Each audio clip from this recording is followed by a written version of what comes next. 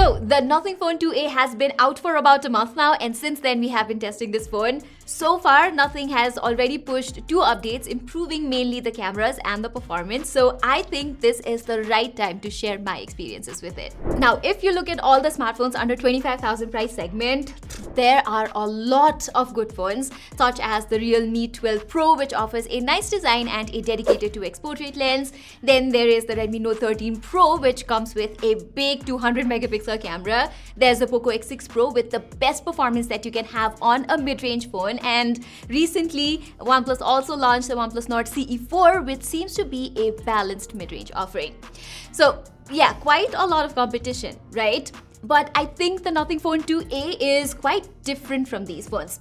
Hold on, it's different but not the best. I still think the best phones under 25,000 right now are the Poco X6 Pro and the Nord CE4, but the Nothing Phone 2a does get a lot of things right. And the first differentiating factor is, of course, the design itself. This iconic Nothing see-through look with LED lights is always unique and refreshing to have, but what I like here is that it has a solid grip to it and feels good in the hands.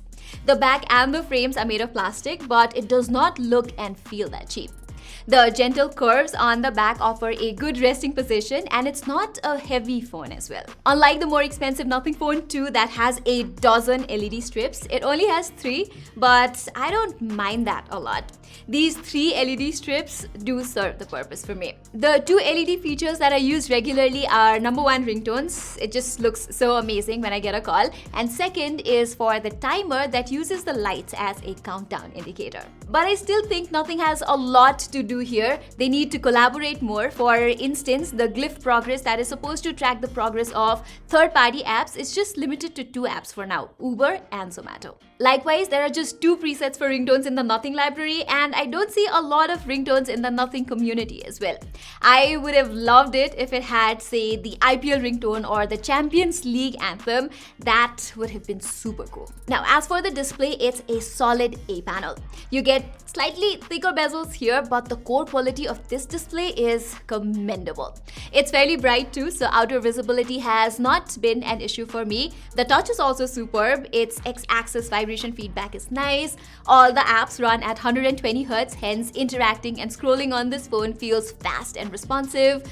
I have set the colors to Alive mode, and I found the display does not go overboard in terms of saturation and has just the right amount of vibrancy and white balance to it. The speakers are also pretty decent. I found that thumpy bass to be missing, but for the price, I don't want to complain that much.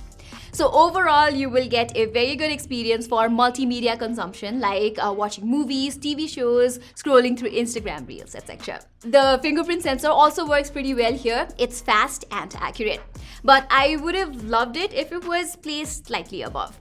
But once you unlock the phone, the software experience here is top-notch, and that's probably one of the reasons why you should consider this phone over, say, the likes of Realme, Redmi, and even Poco.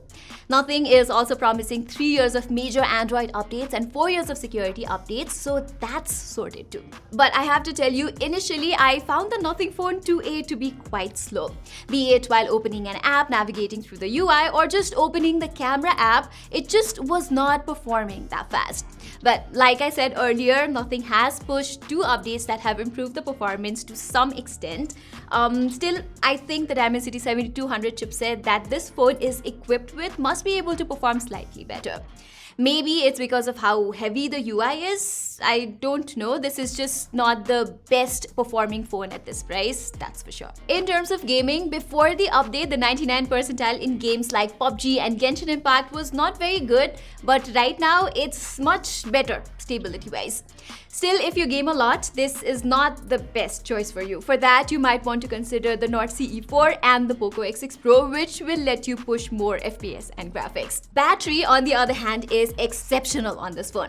I am easily getting like 7 to 7.5 hours of screen on time on heavy usage pattern here, which is better than any other phone in this particular price bracket. For charging, Nothing still does not ship a charger inside the box, and its 45-watt charger is also quite pricey in my opinion. So I used my 65-watt GAN charger from Ugreen, which gets the phone from 0 to 100% in about 1 hour. I do think Nothing should drop the price of its official charger, or they should have just given one inside the box itself. Okay, lastly, cameras, and despite the updates, the camera performance of the Nothing Phone 2a is still not as reliable as I expected it to be. It uses the 50 megapixel Samsung ISOCELL sensor for both primary and ultra-wide angle lenses, and in this aspect, I think maybe Nothing could have gone with the Sony sensor here to get the best optimization. As you can see from these samples, the photos don't have a true color processing. It is slightly over-processed and does not look natural. Don't get me wrong, it can pull off some good photos with plenty of details and pleasing color sometimes, but the primary camera was indeed a little inconsistent. Likewise, I also had high expectations from its high-res 50 megapixel ultra-wide-angle camera, but its performance is quite ordinary. First of all, you will notice it to be more darker versus the main camera, and the dynamic range and details are also really compromised. This ultra-wide-angle lens lacks autofocus, so I missed clicking some close-up macro shots here. Using the primary camera, I also noticed some focusing issues here. The background blur is also not done perfectly at times. I like the portraits though, and Nothing also provides a 2x option with which I was able to get some good results.